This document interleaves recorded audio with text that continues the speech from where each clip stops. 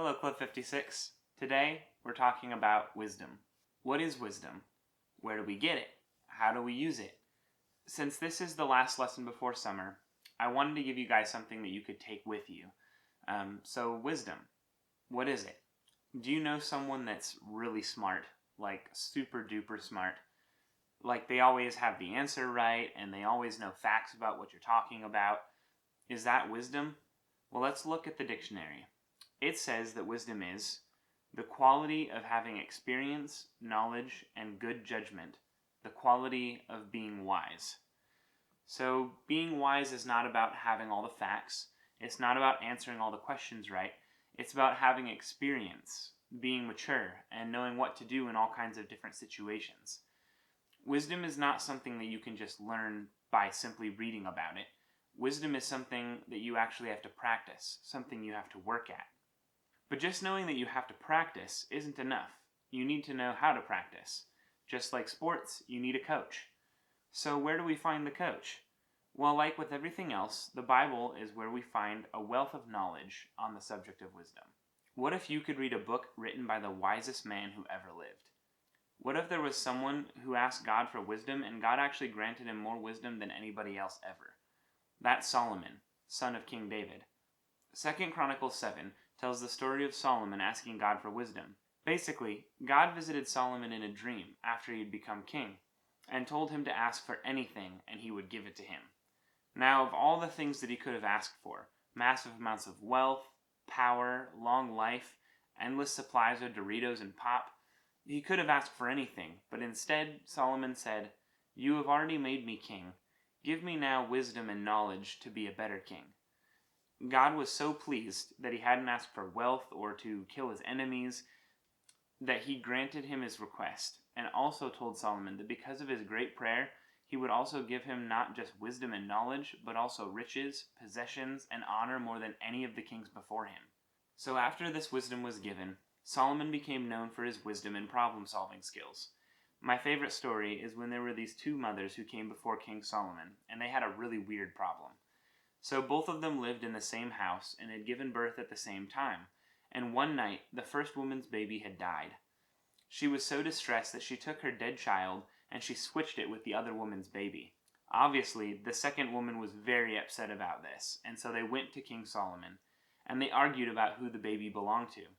So Solomon said, "Bring me a sword," and when he had the sword he said, "Cut the child in two and they can share it."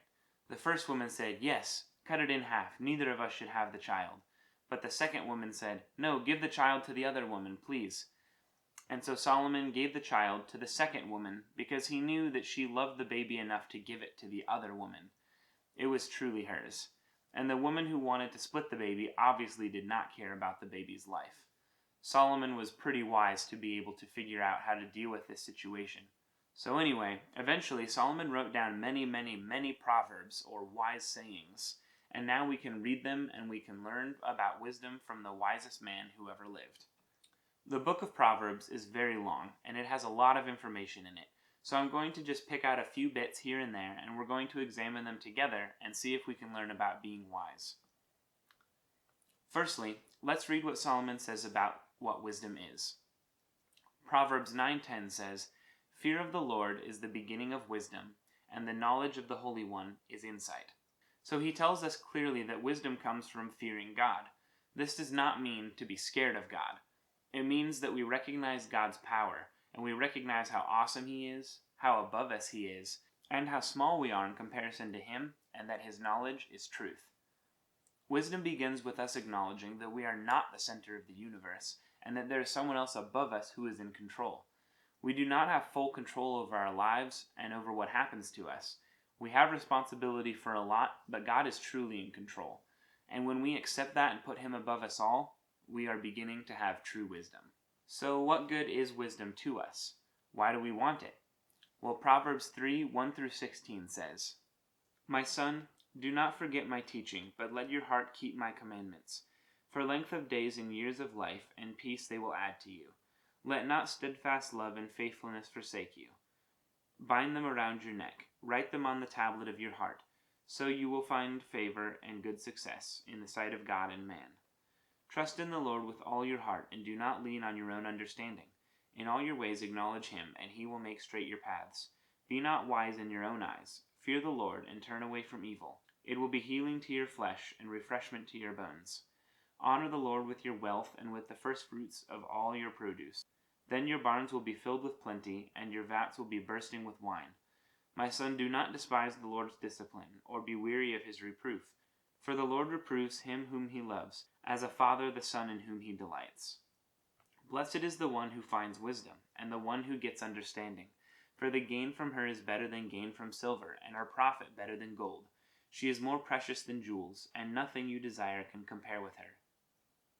So let's break some of this down. Verses 1 through 4 say that if we follow God's teachings, aka the Bible, and we do what he says, we will not only find favor with God, but with those around us, and we will have great peace and great joy. Verses 5 through 7. Trust in the Lord with all your heart, and do not lean on your own understanding. In all your ways acknowledge him, and he will make your paths straight. Be not wise in your own eyes, fear the Lord, and turn away from evil. That means that if we trust in God, and don't only use our own thinking, that he will make our paths straight. Remember that straight does not always mean easy. We all know doing the right thing is not always easy, but it will be clear to us what is right and what is wrong if we give God the steering wheel in our lives. It also says not to think too highly of ourselves and to turn away from evil. Verses 9 through 10 tell us that if we put God and others before ourselves, that God will give us even more in return. That doesn't mean that donating money is a way to get rich quick, but it does mean that if we help others and not just help ourselves, things will go better for us. Verses 11 through 12 warn us against being upset and tired with God's teachings. If we get tired of his teachings and think that he is being overbearing and he should stop telling us what to do, we need to remember that God tells us right from wrong for our own good. Just like our parents and teachers do when they tell us to look both ways before we cross the street, because they don't want us to get hit by a car. God has our best interest at heart, and he wants us to do good, and so he has to correct us sometimes, and tell us some things that we don't want to hear. But it is for our own good, because he loves us. Verses 13 through 16 tell us that having good wisdom, or listening to God's wisdom and doing what he says, brings us something more important than all the riches and fine things of this world. What good are riches if you're unhappy? Wealth, fame, possessions, junk food, none of it can make you truly happy. Sometimes they make us happy for a short time, and God designed us to enjoy the things of this world as a blessing from him. But putting them above God and Jesus Christ is a sure way to have an unfulfilling and empty life, even if we fill it full of physical things. Trusting in God and seeking out his wisdom will bring you joy and peace in a way that nothing else will. So with all of that established, let's talk for a bit about some of this wisdom that is so important. Proverbs is not the only place we can get wisdom. Wisdom is spread all throughout the Bible. But the Bible also tells us that another place to get wisdom is from our elders, or those who are older and more experienced than us. People like our parents, our grandparents, our pastor, they're all people who have seen a lot more than us. And if they are a person who has followed God throughout their entire lives, they will certainly have wisdom to share.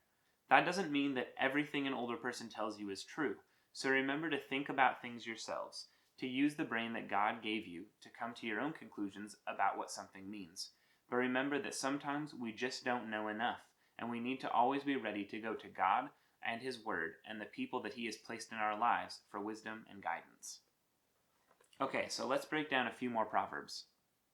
They can be a little hard to understand sometimes, and I think that sometimes we will read them differently than somebody else might, and they will teach us all in different ways. But I'll do my best to help make some of them clearer, and hopefully you can learn how to study and read them yourselves.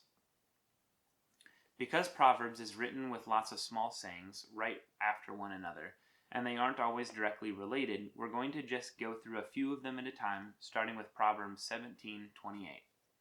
It says, "Even a fool who keeps silent is considered wise. When he closes his lips, he is deemed intelligent."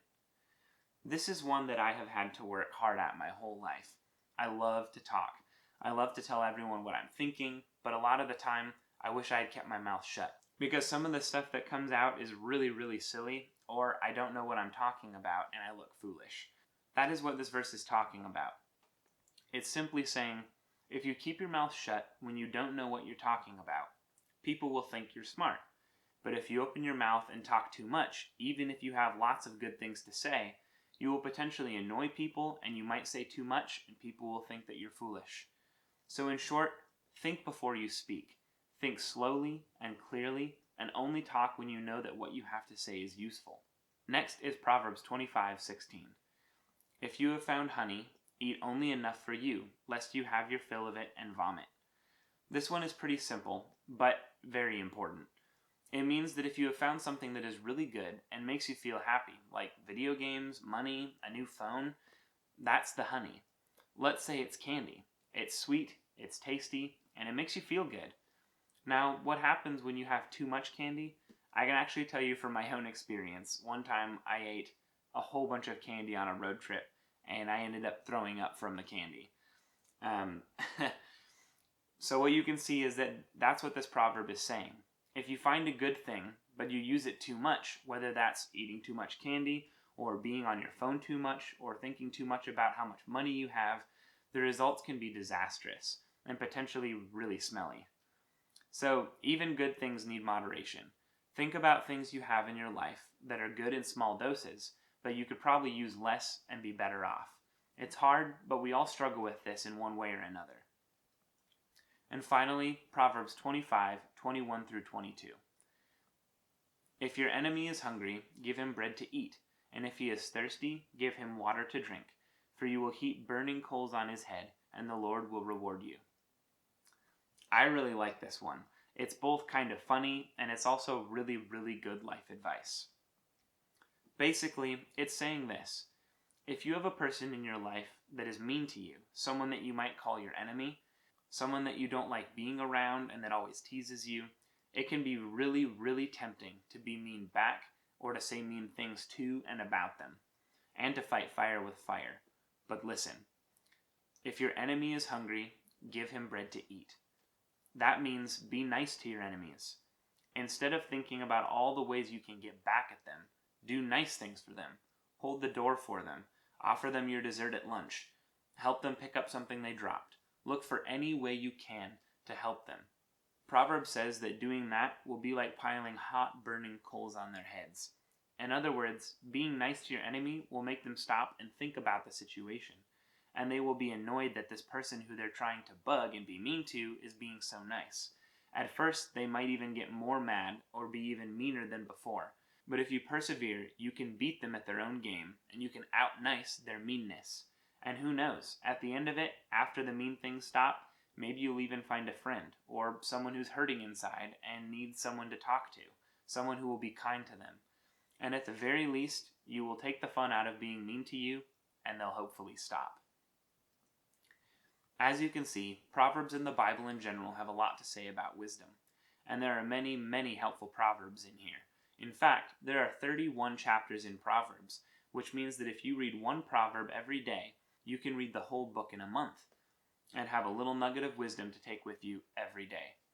It can be a great way to start building up your wisdom, and you never know when God will give you an opportunity to use that wisdom to either help someone in need or to help you through a tough situation. That's all I have today. Let's pray. God, as we head into our summer, and as we don't know exactly what that will look like yet, help us to remember your wisdom.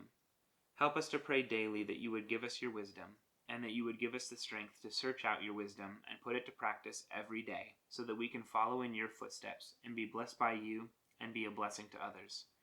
Help us to be wise, Lord, and help us to be open to the correction that is in your word, so that we can have the joy and the peace that only you offer.